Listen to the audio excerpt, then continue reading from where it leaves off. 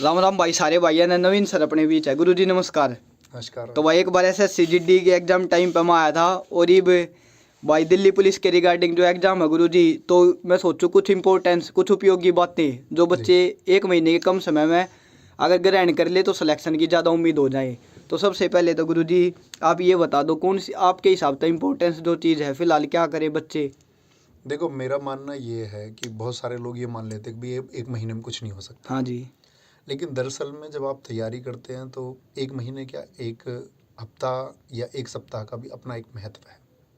तो ऐसा कभी ना सोचे कि भी एक महीना रह गया है तो अब कुछ करने को बचा नहीं है। तो सबसे बेहतरीन तरीका यही है, लास्ट के एक महीने में जो चीज़ें आपने आज तक पढ़ी हैं उनको रिवाइज ज़रूर करना है।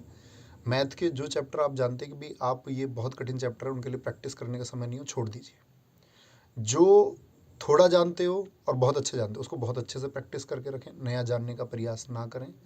और आपको लगता है कि हाँ आसान चैप्टर हैं, कुछ नए मैं सीख सकता हूँ, तो सीख लीजिए, लेकिन उन चैप्टर्स की तरफ बिल्कुल ना जाएं जिनमें आपको लगता हो कि बहुत समय जाएगा।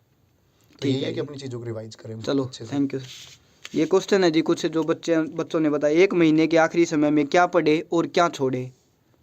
पढ़ने के लिए तो मैंने अभी बताया कि जो आपने अब तक चुनाव किया, आपने एक प्लेटफॉर्म से पढ़ाई की होगी, किसी भी प्लेटफॉर्म से किया हो, तो उन सब लोगों ने आपको गाइड किया होगा कि भाई क्या तैयारी आप कर रहे हैं, तो उसी तैयारी को आप एक बार ज़रूर फिर से पुनरावृत करें। यानी फिर से रिवीजन ज़रूरी है, उसको रिवाइज ज़रूर कर लो।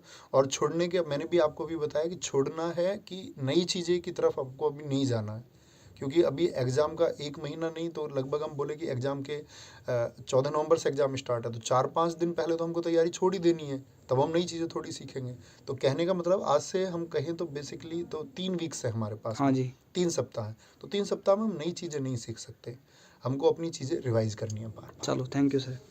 और ये फ्रेशर बच्चा ओल्ड स्टूडेंट एग्जाम टाइम में कैसे स्टेबल रहे। एग्ज़ाम टाइम में स्टेबल रहने की ज़रूरत नहीं है। हम लोगों को लगता है कि भाई डर लग रहा है, एग्ज़ाम है। देखो भाई, मेरा एक मानना है, मैं हमेशा बच्चों से कहता हूँ कि शायद जिसने तैयारी की होगी डर उसी को लगेगा। आप सोचो, जिसने एग्ज़ाम का फॉर्म तक नहीं भरा या फॉर्म भर के जिसने पढ़ाई तक नहीं की, वो क्यों डरेगा एग्ज़ाम से। तो हर ब्राइट स्टूडेंट को, आज तक जो टॉपर लिस्ट तक में भी बच्चे रहे हैं, उनको एग्ज़ाम टाइम तक एक डर लगता है कि क्या ही होगा। वही डर तो हमको पढ़ने को प्रेरित करता है। तो डर अगर लग रहा है तो आप उसको समझिए वो पॉजिटिव फियर है, एक सकारात्मक डर है, उससे घबराने की जरूरत नहीं, वो आपके स्कोर को इम्पैक्ट नहीं करेगा। लेकिन आपकी तैयारी अगर अच्छी है तो आप एग्ज़ाम हॉल में कमाल करोगे, तो उसके लिए तैयारी अच्छी कर लो पहले। ठीक है जी। एक ये मॉक टेस्ट एग्जाम टाइम में कितने लगाएं, मॉक टेस्ट में नंबर कैसे बढ़े। मॉक टेस्ट वीकली तो चल ही रहे होंगे अभी फ़िलहाल बच्चों के, लेकिन एक टाइम पे इन्होंने करना है कि एग्ज़ाम से पहले वीकली के अलावा एटलीस्ट 10 मॉक की प्रैक्टिस ये करके जाएं। 10 मॉक टेस्ट की, उससे क्या होगा कि एग्ज़ाम टाइम का जो इनका डर है, एग्ज़ाम हॉल में बैठ के जो डर लगता है, अटैम्प्ट करने में जो डर लगता है कि भाई टाइम, मॉक इसीलिए है कि हम लोग टाइम कैसे बचा पाएंगे, कि अभी मैं ये देख लूँ कि मैथ में मेरा इतना टाइम लगता है तो मैं प्रैक्टिस करके उसको घटा सकता हूँ थोड़ा सा। अच्छा, रीजनिंग को मैं ज़्यादा टाइम दे देता हूँ, मुझे रीजनिंग को इतना ही टाइम देना है, जीएस को मुझे इतना ही टाइम देना है, तो ये सब प्रैक्टिस उनकी मॉक से होगी। तो मैं तो ये बोलूँगा कि वीकली के अलावा उनको एटलीस्ट 10 मॉक की प्रैक्टिस करके जाना चाहिए, वो उनके लिए बेनिफिशियल होगा। चलो जी। जी। बेस्ट क्लास कोई रिवीजन के लिए कम समय में। बेस्ट क्लास तो मतलब सब अपनी अपनी क्लास ही बताएंगे वैसे, लेकिन मैं बच्चों के हित में ये बताऊं कि भाई इस टाइम पे आप बेस्ट क्लास कीजिए, आपके पास कोई बुक हो प्रीवियस ईयर की, एसएससी के प्रीवियस ईयर की कोई बुक है, जैसे मार्केट में पिनेकल की किताब है, बड़ी अच्छी किताब है।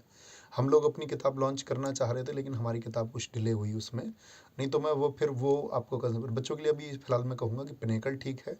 और जो बच्चे किताब ना जा कर के जाना चाहते हैं कि प्रैक्टिस सेट की तरफ, तो मैं अभी कहता हूँ कि स्टैटिक जीके का रेशियो बहुत ज़्यादा है। मैंने 3 बजे का प्रैक्टिस सेट कराया, शायद ज़्यादातर बच्चे जानते होंगे। जो नहीं जानते मैं उनको राय दूंगा कि आप अगर सारे प्रैक्टिस सेट नहीं कर सकते हो तो कम से कम भाई हर प्रैक्टिस सेट के शुरुआत में मैंने हर रोज़ 6-7-8 क्वेश्चन स्टैटिक जीके के कराए हैं। वो स्टैटिक जीके के क्वेश्चन भी आप कर लोगे तो आपको एग्जाम में बेनिफिशियल हो, क्योंकि अगर कुछ नहीं कर सकते तो एटलीस्ट इतना तो करके जाओ। तो 70 सेट के शुरू के 7-7 8-8% आप करके जाएंगे, क्योंकि बाकी सब तो बेसिक ही है। कुछ कमाल धमाल होगा तो स्टैटिक जीके में होगा, चलो ऊपर जी। नीचे स्कोर होगा उसी की वजह से होगा। ठीक है जी। ये बस हो गया जी। एक लास्ट सवाल ये है जी, सिलेक्शन के लिए एवरेज स्कोर कितना करें मॉक में और मेन एग्जाम में। देखो, मैं ये बात अब बच्चों को भी गाइड करें कि और बाकी अपने साथियों को भी गाइड करें कि एक स्कोर को माइंडसेट ना बनाएं। क्योंकि दिल्ली पुलिस 2020 में हम देख चुके हैं कि 80 टारगेट हमारा था, 80 स्कोर करेंगे बच्चों का। मेरिट भी नहीं उधर गई, मेरिट भी 60 के इर्द गिर्द रह गई, फाइनल मेरिट आपका 70-68 इधर रह गई। तो कहने का मतलब है एग्ज़ाम कैसा आएगा, तैयारी बच्चों ने कैसी की है, वो एग्ज़ाम में बैठेंगे जाके, ये मेरिट को तय करता है। आपका थॉट प्रोसेस से आपका मेरिट में स्थान या इतना स्कोर में कर लूँ, वो बेहतरीन तरीका नहीं हो सकता। आप खुद को इम्प्रूव करते रहिए, और जब परीक्षा आएगी तो आप जानते हैं कि जो हम कर पाएंगे, पेपर कैसा आएगा, उसी के आधार पर मेरिट तय होगी। तो एक आइडियल स्कोर का आप लोग कोई गणित ना लगाएं, बस हर रोज़ खुद को इम्प्रूव करें।